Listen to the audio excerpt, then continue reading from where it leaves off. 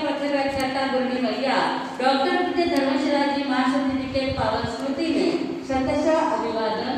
उपस्थित धर्मप्रेमी भाइयों करुणामूर्ति माताओं तथा बहनों, जिंदगी में हर एक जीवात्मा अपने आत्मा की उन्नति करना चाहता है।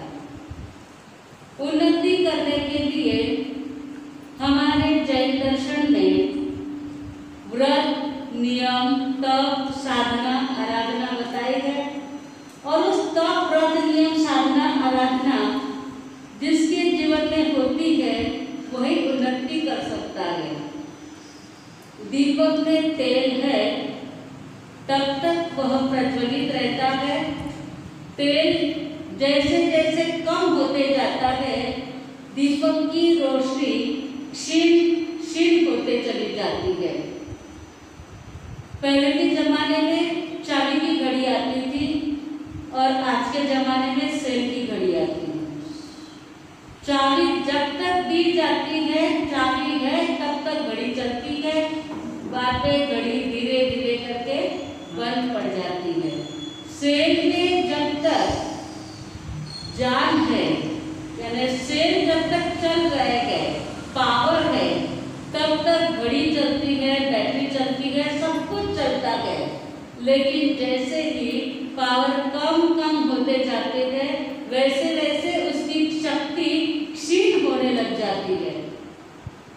ये सब तो बाह्य चीजें हो गई, लेकिन हमारे आत्मा की पावर बढ़ाने वाला कौन है? तप, त्याग, संयम, व्रत, नियम।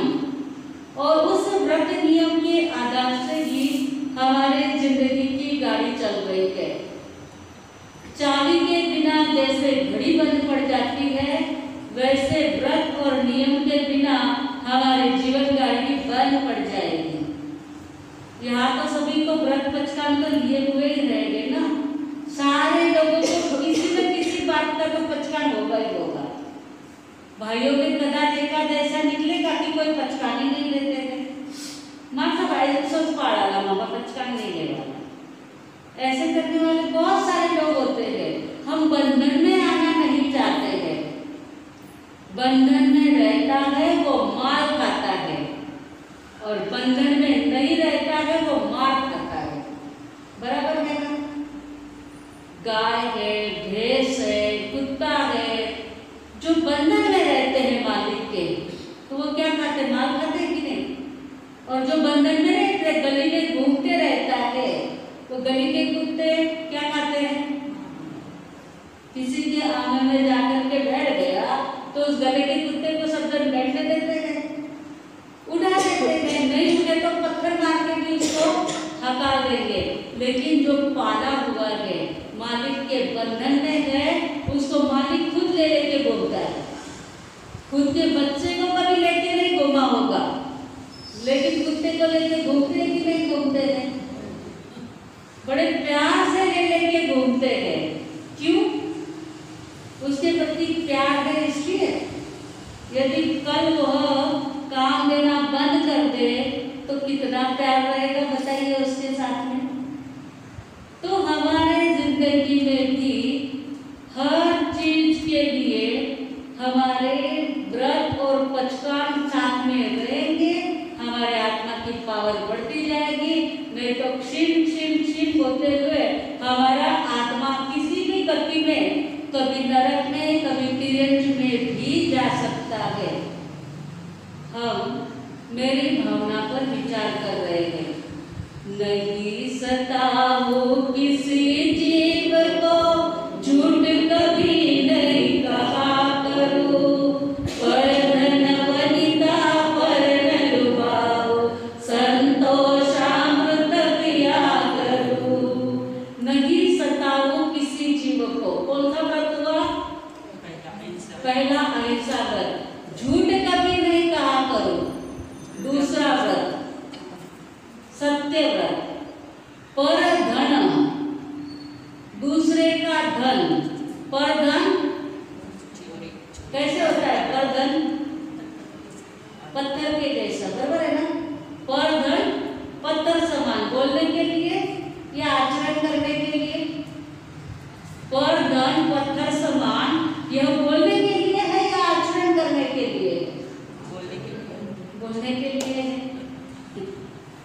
समझ लो किसी ट्रेन में, गाड़ी में, बस में आप गए हो या रास्ते से चल रहे हो और आपको सोने की चेन मिल जाती है। हम कहाँ चोरी करने के लिए गए थे? कोई आया लेने के लिए तो दे देंगे, नहीं लेने के लिए आया तो पर धन पत्थर के समान प्रिय हो जाएगा कि नहीं हो जाएगा? हम किसी की चोरी करने को तो गए नहीं थे, लेकिन पर धन जो पत्थर के समान समझता है, उसके लिए वह धन पत्थर के समान ही होना चाहिए। एक बार राका और बाका वो रास्ते से जा रहे थे। राका और बाका दोनों पति पत्नी थे, रास्ते से जा रहे थे तो पति आगे चल रहा था, पत्नी पीछे चल रही थी। चलते हुए पति ने देखा रास्ते में सोने की लकड़ी पड़ी हुई है। कोई कॉइन कहते हैं, कोई सोने की चिप कहते हैं, वो पड़ी थी। बाहर से मिट्टी ला करके उसके ऊपर पति ने डाल दी। पीछे से पत्नी आई, पूछा क्या कर रहे थे? तो बोले कुछ नहीं। बोले नहीं, मुझे समझ गए आप क्या कर रहे थे। तो बोले समझ गए तो बता क्या कर रहा है। बोले कुछ वहां धन पड़ा होगा, उसके ऊपर आपने मिट्टी डाली।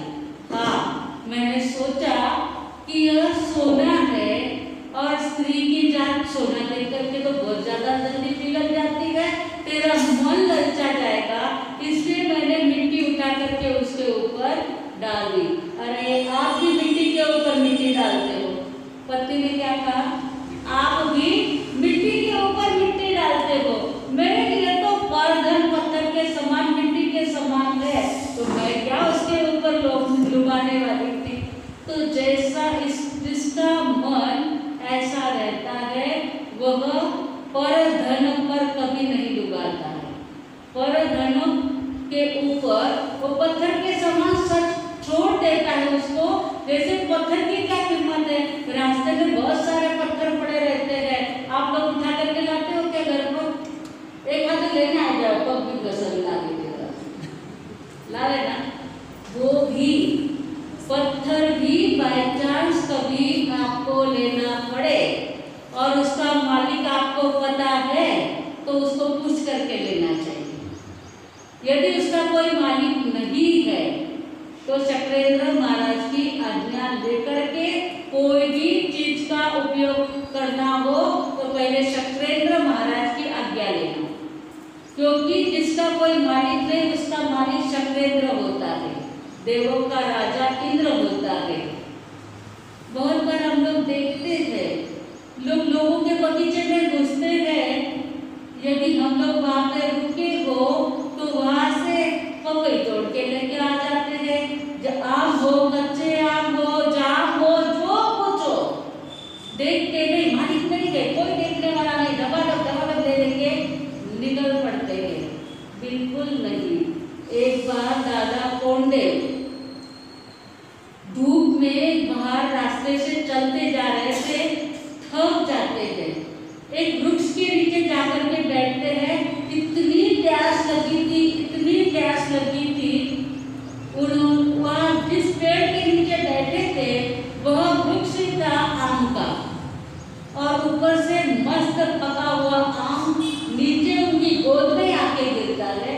विचार करते क्या भगवान की दया है, पका हुआ आम, मुझे तो प्यास लगी थी और प्यास के मारे जी सूख रहा था और भगवान ने गोद में ही आम दे दिया। उठाते हैं, उसका छिलका उतार करके खाने की शुरुआत करते हैं, खा भी लेते हैं और फिर याद आता है ये आम का वृक्ष तो और अन्य किसी का है और मैंने इसको हाथ से सुधार करके सफा करके खा भी लिया। वह हाथ काटने लग जाते हैं, अपना हाथ काटने लग जाते हैं। वह जो बगीचा था वह शिवाजी महाराज का था। शिवाजी महाराज उसी वक्त बगीचे में आते गए और दादा कोंडदेव को कहते क्या कर रहे हो? बोले इस हाथ में चोरी की। बोले क्या चोरी की? बोले अब मैंने आपको बिना पूछे खा लिया, इसलिए इस हाथ में चोरी की है, इसलिए इस हाथ को काट देगा। तब शिवाजी महाराज उसके हाथ में से चप्पू छीन लेते हैं। ऐसा मत करो, मेरा बाप क्या और आपका बगीचा क्या, हम तो एक ही है। अरे लेकिन बिना पूछे मैंने खा लिया तो ये मुझे बहुत बड़ा चोरी का पाप लग गया, इसलिए मुझे हाथ तोड़ने दीजिए। शिवाजी महाराज ने बहुत मना किया, तब जाकर के उन्होंने हाथ तो नहीं तोड़ा, लेकिन जिंदगी भर अपने जिन्ने हाथ के अंदर शर्ट की बाइनें डालते थे। एक हाथ में बाई डालते थे, एक बाई ऐसे रखते थे, बिना बाई का ही शर्ट पहने रहते थे, एक हाथ में शर्ट की बाइनें डालते थे। लोग पूछते थे ऐसा क्यों करते हो? तो कहते इस हाथ को प्रायश्चित देना। अपनी जिंदगी में ऐसा कभी हुआ है बिना पूछे किसी की चीज ली है? आम खाए, जाम खाए, खाए कि नहीं खाए? आंवला मिले तो आंवला लेकर के आ गए, पपीता दिखा तो पपीता उठा करके लेके आ गए, और फिर दिल में दमखत तक नहीं है, मन में जरा सा भी खेद भी नहीं होता है कि मालिक को पूछे बिना हम ये सब ले करके आ गए हैं। जब तक ऐसा खेद नहीं होगा तब तक पाप का प्रायश्चित नहीं होगा। और एक वस्तु, एक पैसे की वस्तु दूसरे की लेकर के आए तो खुद की लाख रुपए चले जाएंगे, क्योंकि कर्मों का फल चक्रवर्ती ब्याज की तरह मिलता है। चक्रवर्ती ब्याज पता है आपको? मालूम है? ब्याज पे ब्याज चढ़ता जाता है कि नहीं?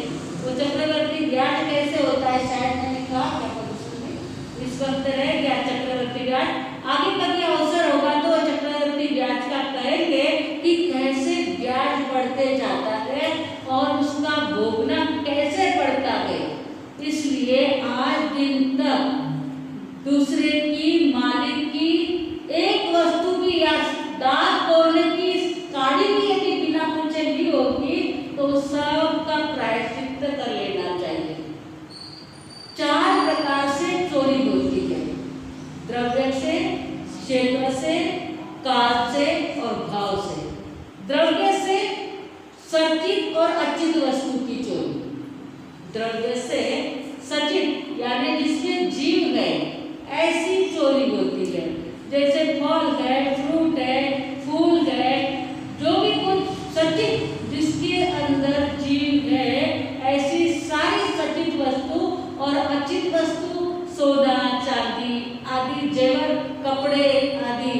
बहुत बार शादियों में जाते हैं ना किसी के, तो वहाँ किसी की साड़ी अच्छी लगी, यहाँ के लोग ऐसा नहीं करते हैं, लेकिन बहुत बार कोई लोगों को जन्म से ऐसी आदत पड़ी होती है कि किसी की साड़ी उठा के लेके चले जाते हैं, किसी के शर्ट उठा करके चले जाते हैं। हम छोटे थे, मुझे याद है, शर्ट नया ही रस्सी के ऊपर था और गायब हो गया। किसने लिया वो भी पता चल गया, लेकिन हमारे माता जी कुछ नहीं बोले, उसको जरूरत होगी जाने दो, लिया होगा। लेकिन इतने 4 लोगों में उसकी इज्जत जाएगी ना, वो अपने को पाप लगेगा, इसलिए बोलना कुछ नहीं है। लेकिन ऐसा भी कभी कभी होता है, जहीन होते हुए भी कभी दिमाग के अंदर ऐसा भूत सवार रहता है, घर में करोड़ों की संपत्ति होते हुए भी लोग ऐसी छोटी सी चीज के लिए चोरी करके बैठ जाते हैं। कभी कभी खाने की चोरी भी कर लेते हैं, कोई नहीं मिली रहती फटाफट खा लेते हैं। कौन मना करता है किसी को खाने के लिए? लेकिन इन छोटी छोटी बातों की चोरी से हमारे कर्मों का बंध कितना होता है वो व्यक्ति सोच ही नहीं सकता है। इसलिए ये सोच विचार करने के लिए अपने जीवन में द्रव्य से सचित या अचित किसी वस्तु की चोरी करना नहीं। क्षेत्र से जैसे किसी का घर, खेती, अपना घर बनवाना है तो दूसरे की जगह वैसे 1 फुट की क्यों ना हो जगह ले लेते। अभी 1 फुट की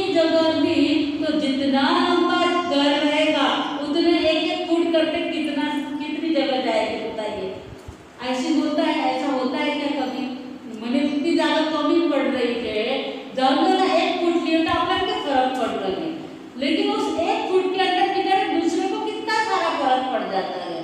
घर बनाते वक्त खेत में जैसे खेती कर रहे हैं, बाजू वाले की खेती में से 1 बीघा 1 स्क्वायर फुट आदि जमीन ये मुझे काम लगेगी, ये रहेगी तो मेरा ये काम अच्छी तरह होगा। अरे तेरा तो अच्छी तरह हो जाएगा लेकिन दूसरे का बिगड़ जाएगा, उसकी कौन सोचते हैं। इसी छोटी छोटी क्षेत्र की चोरियां भी हो सकती है, द्रव्य से, क्षेत्र से, काल से। काल से यानी किसी से वेतन लेना हो या देना हो, किसी का ब्याज लेना हो या देना हो, काल का अतिक्रमण कर देते हैं। आज नहीं कल, आज नहीं कल, कल कल करते करते कभी कभी काल भी आ जाता है। तो भी लेन देन के अंदर कभी कभी लोग ऐसा करते हैं कि जिसका ब्याज है, वेतन है, किराया है, ये देने लेने में गड़बड़ कर देते हैं। या तो शायद भी कोई किराए के घर में रहता होगा, सबके अपने अपने खुद के घर होते हैं, परंतु किराए से रहते नहीं है, पर किराया लेते तो है ना। बहुत सारे लोगों के घर किराए से दिए हुए हैं। अब कभी कभी ऐसा होता है किराए से रहने वाले लोगों की किराया देने की भी शक्ति नहीं होती है, और फिर भी अपनी शक्ति होते हुए भी दूसरे को टॉर्चर करते रहना, बार बार उसको याद दिलाते रहना, तेरा 1 महीने का किराया बाकी है ना, तेरे देखो दूसरा महीना भी पूरा होने के लिए आ गया है। सामने वाले की स्थिति रहेगी, कोई बिना कारण की स्थिति होते हुए भी ना दे तो कहे तो ठीक बात है, लेकिन बेचारा सामने वाला गरीब है, उससे नहीं दिया जा सक रहा है। ऐसे वक्त मौन रखने में ज्यादा सार है। हमें इतनी जरूरत नहीं है लेकिन सामने वाले को उसकी बहुत ज्यादा जरूरत है, तो हमारे 2 प्रकार से चोरी होती है। एक तो किसी की वस्तु चुरा लेना, और अथवा अपनी शक्ति होते हुए भी दूसरों से लेने की मांग करते रहना, तो भला बुरा सब प्रकार से रहता है। तो ये बहुत सोचने जैसी बात है। शास्त्रों में जिंदास सेठ की बात आती है, पता है आपको जिंदास सेठ क्या किया था? सामयिक में क्या हुआ था पता है? जिंदास सेठ सामयिक करते थे। आप लोग सब सामयिक करते होंगे। जेंट्स लोग सामयिक करते हैं तो साधु के जैसा वेश पहन के बैठते हैं, चादर, चोलपट्टा आदि पहनते हैं। अब वह जिंदास सेठ चादर चोलपट्टा पहन करके तो बैठ गए, साथ साथ में अपने शर्ट के साथ में गले में जो महंगा रत्नों का हार था वो भी जैसे सामयिक के बाद अपने थैली के बाद टंगा के रख दिया और सामयिक लेकर के बैठ गए। उसी समय एक व्यक्ति आया, उसने देखा यह सेठ जी का हार भी लटक रहा है, बहुत करीब था। बहुत दिनों से ऐसी कुछ राह देख रहा था, कुछ मिल जाए। 4-5 दिन से घर में बच्चे पत्नी सब भूखे थे। अब वह जिंदा सेठ का हार लेता है और चला जाता है। समय पूरी होती है, जिंदा सेठ वापस अपने कपड़े चेंज करने के लिए जाते हैं और देखते हैं अरे यहाँ तो मैंने हार भी लटकाया हुआ था। वो समय में उनको कुछ भी पता नहीं। एक वनिक आया, उसको जरूर देखा, लेकिन वो हार लेके गया ऐसा कुछ उन्होंने देखा नहीं था। कपड़े बदलने को गए तो हार नहीं दिखा, यहाँ तो दूसरा कोई नहीं आया। एक वो वनिक ही आया था, बाकी तो कोई आया नहीं। परंतु हार में लाया या नहीं लाया, मैं घर छोड़ के आया या यहाँ लेकर के आया, कुछ याद नहीं आता है। घर जाकर के ढूंढूंगा, ऐसे विचार में वो घर पे जाते हैं। घर पे सब जगह देखते गए, परंतु कहीं पर भी हार मिलता नहीं है। विचार करते हैं हो न हो उस बनिए ने ही, वनिक ने ही हार लिया है, परंतु बेचारे की परिस्थिति ऐसी होगी इसलिए लिया होगा। अब वही वनिक घर पे जाता है, पत्नी को कहता है देख मैं जिंदा सेठ का हार उठा के लेकर के आया, अब मैं क्या करूं, हार तो खाया नहीं जाता है, इसको कहाँ गिरवी रखूं, ये गिरवी रखे बिना तो पेट नहीं भरेगा। पत्नी भी सुशील थी, जाओ उसी जिंदा सेठ के वहां हार गिरवी रख करके आओ। आपकी चीज रहती और आपके यहाँ कोई गिरवी रखने के लिए आते, आपको पता है ये मेरी चीज गुम हो गई है, आप क्या करते बताइए? रुक या बैठ और किसको फोन करते? पुलिस को। आ जाओ, जल्दी से आ जाओ, एक तो हाथ चुराया फिर मेरे हाथ गिरवी रखने के लिए आया। पहले तो धुलाई चालू कर देते थे। बीच में एक बात याद आती है, हम लोग बम्बई में थे और तिरुपति के पास में, तिरुपति उपास है वहाँ पे, वहाँ पे हम लोग रुके हुए थे और नीचे बहुत बड़ी जगह है, वहाँ पे किसी की श्रद्धांजलि चल रही। श्रद्धांजलि सभा बोले तो उठावना अपने में बोलते हैं, गुजराती लोग प्रार्थना सभा रखते हैं, उनकी प्रार्थना वगैरह चल रही थी। बहुत पैसे वाले लोग, अभी वाल्केश्वर साइड, पेड़े रोड साइड में काफी पैसे वाले लोग रहते हैं। अब सबके एक एक के बूट देखो तो 5-5, 10-10 हजार के होते हैं।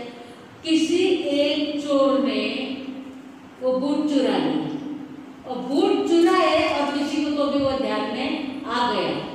अब उसको अंदर गैरेज में लेकर के गए, उसके कपड़े उतारे और इतना मार रहे हैं कि उसकी चमड़ी तक निकलने लग गई। इतना चप्पल से, बूट से, लातों से मार रहे, उसकी चिल्लाने की जैसी जैसी आवाज आती थी, मेरा जी ऊपर नीचे होता था। तो बड़े मार साहब थे, मैंने बड़े मार साहब को कहा और ये बूट सो रहा है और ये तो मेरी जिंदगी खत्म करना की लगी हो, मैं जाऊँ के नीचे?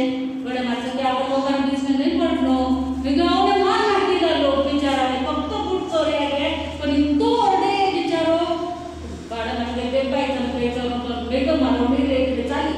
मैं गई नीचे, मैंने जाकर के उस चोर को जो बूट चुराए थे, मैंने कहा मारना रुको, थोड़ा रुको, इतना मत मारो ना, बूट ही चुराए थे ना, जरा शांति रखो। क्यों भाई आपने क्यों चुराए? वो बेचारा धड़ाम से नीचे सो गया। नमस्कार मासती जी, वाचवा मला खूप आवश्यकता होती म्हणून की चोरी केली। तब मैंने कहा ठीक है, अभी उसको देखो, आज से आगे प्रतिज्ञा कर लो, इसके आगे कभी चोरी नहीं करनी। जूते चुराने से तो आपके घर में और दरिद्रता आएगी, चोरी करने से कोई फायदा नहीं। आपको आवश्यकता थी ना तो आप मांग के ले लेते ना, ऐसा थोड़ा सा उसको समझाया, इन लोगों को मारने से छुड़ा दिया, फिर वो चला गया। तब जाकर के मैंने कहा उन सब महात्माओं को, मैंने कहा आपके बंगले ऐसे ही बन जाएंगे, बम्बई में फ्लैट करोड़ों के नीचे नहीं मिलते हैं, क्या आपके करोड़ों के फ्लैट बिना चोरी से बन गए हैं? वो साफ चोर गए और आप साहूकार चोर हो। वो सब जन बेचारे शौक, मासती जी क्या बोल रहे हैं? अरे भाई चोरी कौन नहीं करता है आज की दुनिया में? इतना मार रहे बेचारे के कपड़े उतार करके चमड़ी निकल जाए तब तक मारना, ये कोई जयनत को हो सकता है? बहुत ज्यादा, ऐसे तो 2-3 बार बेंगलोर में भी जयनगर के ताकत में थी, ऐसे ही मारने लगे थे। तब तो शुरू करे मारने का, तब तक हमने रोका दिया था, बस हो गया, इतना नहीं मारने का किसी को। माँ साहब आप ऐसा बचाते हो ना, वो चोर लोगों को और छूट मिल जाएगी।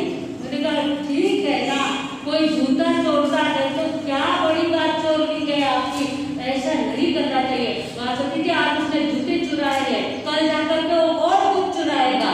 अरे भाई सब बात सही है, परंतु मारो मत, सजा जरूर दो, उसको सजा दो। देखो अनीति करते गए, उसको सजा देनी चाहिए, लेकिन मार के मौत आ जाए इतनी सजा नहीं दो, परंतु उसको सजा तो देनी चाहिए। आप बांध के रखो, आप उसको एक रूम में बंद रखो, उसको धमकाओ, कुछ भी करो, लेकिन शरीर से, जूते से, चप्पल से, बूट से मारना ये बहुत शोभा नहीं देता है। इस प्रकार से हमें चोरी से बचते रहना चाहिए। तो द्रव्य से, क्षेत्र से, काल से समय देखना चाहिए। अब जिंदा सेठ के वहां वही गिरवी रखने के लिए गया है और कहते ये हाथ आप रखिए और इसके ऊपर मुझे पैसे दीजिए, मेरे बाल बच्चे सारे भूखे मर रहे हैं। सेठ ने उस हार के जितने पैसे होते हैं उस हार को गिरवी रखा। हार किसका? खुद का ही। फिर उसको गिरवी रखा और वो हार के पैसे उनको दे दिए। उस व्यक्ति ने कहा जब मेरी परिस्थिति अच्छी हो जाएगी तब मैं आपके वापस पैसे चुका दूंगा। सेठ मन में विचार कर रहे गलती इसकी गई मेरी है। मैं नगर सेठ कहा जाता हूँ और नगर सेठ होते हुए गांव में कौन बनिया भूखा मर रहा है उसकी मैंने खबर नहीं रखी। इसलिए दोस्त तो मुझे लगता है इस प्रकार सोचता है। अब बहुत दिन बीत जाते हैं, पैसा लेकर के जाता है, घर में बच्चों को पत्नी को खुद खा लेता भी लेता, पैसे बचे उससे व्यापार चालू कर लेता है और व्यापार में उसको अच्छा फायदा हो जाता है। हार के जितने पैसे होते हैं वो सारे पैसे और हार लेकर के जिंदा सेठ के पास भी जाता है। परिस्थितिवश मैंने ये हार चुराया था लेकिन मेरा काम अब पूरा हो गया है। आज मैं खा पी के सुखी हूँ। आपके पैसे इतनी ईमानदारी की होनी चाहिए। चोर को उतनी ईमानदारी की होनी चाहिए। नहीं तो आज तो चोर उचक के चलते फिरते चेन काट लेते हैं। ऐसी चोरी भी नहीं होनी चाहिए। ऐसा ईमानदार व्यक्ति होता है उसके लिए दया भी आ सकती है।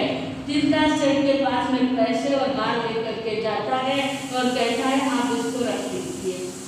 तो सेठ कहते हैं ठीक है ये हार मेरा नहीं रहा।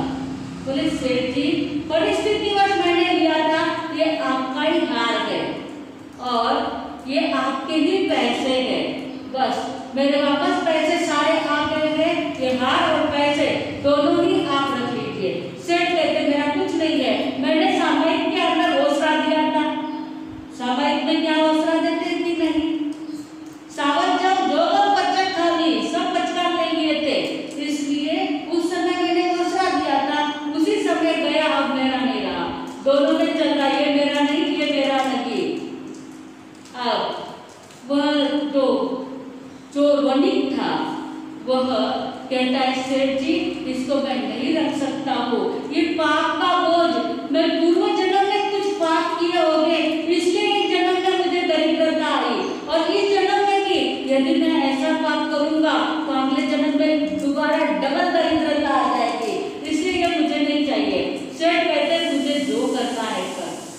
वह जीव दया के अंदर दान में दे देता है। आगम में ये जिंदा सेठ की बात आती है। बाद में एक संत आते हैं। संत के पास में वह वणिक जाता है और कहता है कि मुझे प्रायश्चित दीजिए, मैंने परिस्थितिवश हार सेठ जी का चुराया था। तो उसके पहले सेठ उसकी पत्नी खड़ी हो जाती है वणिक की, ये हार चुराने का कारण मैं हूँ। जब तक पैसा था तब तक मैंने भोग विलास किया, खाया पिया मौज की, इस कारण से मेरे पति को चोरी करनी पड़ी। इसलिए प्रायश्चित की भागीदार मैं होती हूँ। अब दोनों पति पत्नी प्रायश्चित मांग रहे हैं, तब तक दिनदार सेठ खड़े हो जाते हैं। इस प्रायश्चित का भागीदार मैं होता हूँ। मैं नगर सेठ होते हुए भी नगर में किसकी क्या परिस्थिति है, किसको अभाव है वो मैंने नहीं देखा, इसलिए दोष का भागी मैं हूँ। उसी नगरी का धारावी नगरी है, उसी धारावी नगरी के राजा भी वहाँ पे खड़े थे, वहाँ पे प्रवचन सुनने आए थे। वो खड़े होकर के कहते हैं मुझे प्रायश्चित दे दीजिए। मैं राजा होते हुए भी प्रजा में क्या प्रॉब्लम चल रहा है, प्रजा कैसी दुखी है मैं देख नहीं पाया, इसलिए प्रायश्चित का भागीदार मैं हूँ। तब संत कहते हैं परिस्थितिवश सबको अपने अपने कर्मों को भोगना पड़ा है। मैं किसी को भी कोई प्रायश्चित नहीं, आपने प्रायश्चित तो मांगा, आपको किए हुए पाप का पश्चाताप हुआ, यही आपका सबसे बड़ा प्रायश्चित है। तो कहने का मतलब यही है यदि हमारी शक्ति होते हुए भी हम दुखी को सहायता नहीं करते हैं तो भी हम चोर हैं, और परिस्थिति ना होते हुए चोरी करते हैं तो भी चोर हैं। तो हम किस प्रकार के चोर हैं उसका निरीक्षण करना है। अपने जीवन को सार्थक बनाने के लिए सब प्रकार के चोरी से अपने को बचना है। आज गांधी जयंती है, गांधी जी कितने सारे कपड़े पहनते थे, पर उन्होंने देखा मेरे इंडिया के लोग इतने गरीब हैं जिनको तन ढकने के लिए भी कपड़ा नहीं है, तो गांधी जी ने क्या किया था, अपने शरीर के कपड़े उतार करके लोगों को दिए थे। और इतने छोटे छोटे कपड़े पहन करके, शर्ट तो ठिकाना ही नहीं, एक दुपट्टा खाली शरीर पर ढकते थे। लोग पूछते थे आपको शर्म नहीं आती, इतने छोटे छोटे इतने कम कपड़े पहनते हो। तब गांधी जी कहते मेरी प्रजा बहुत गरीब है, जब तक सारी प्रजा सुखी न बन जाए तब तक मैं इतने ही कपड़े पहनूंगा। अब सारी प्रजा सुखी कब नजर आएगी?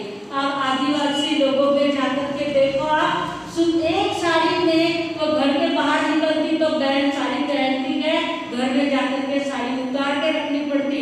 इतनी गरीबी दुनिया में है, और उन सबका ध्यान रखेंगे नहीं तो हम भी चोर कहे जाएंगे। इसलिए सबका ध्यान रखना होता है, इस चोरी से हमें बचना होता है।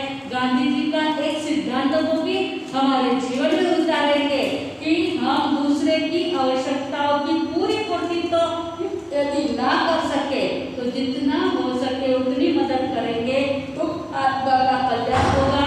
आज हमारे आनंद दरबार में अश्विनी से सुश्रावक सुशील जी भंडारी और उनकी धर्मपत्नी आई हुई है। शायद आप पहचानते होंगे या नहीं पहचानते होंगे, उन्हीं की बेटी ने आगे अश्विनी ने दीक्षा ली। इनकी बेटी यानी यहाँ से बिहार करके प्रवीण ऋषि जी महाराज अश्विनी पधारे ना, तो अश्विनी ने उनकी बेटी की दीक्षा करने के लिए ही पधारे थे।